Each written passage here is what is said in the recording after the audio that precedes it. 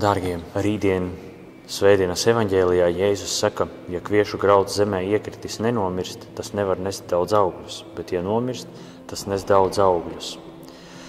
Un tas, uz ko Jēzus grib vērst mūsu uzmanību, ieraudzīt pārdabisko, ieraudzīt Dievu mūsu dzīvē.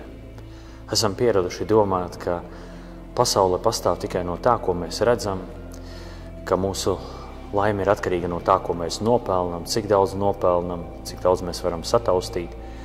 Un iezogas arī doma, ka ar nāvi viss beidzas. Bet tieši Jēzus parāda to, ka ir vērts cerēt, ir vērts ticēt kaut kam vairāk, ieraudzīt savā ikdienā kaut ko vēl vairāk. Un ka ir mūžīgā dzīve, ka ir apsolījums un ka galu galā arī Dieva svētība, kas mūs pavada ikdienas.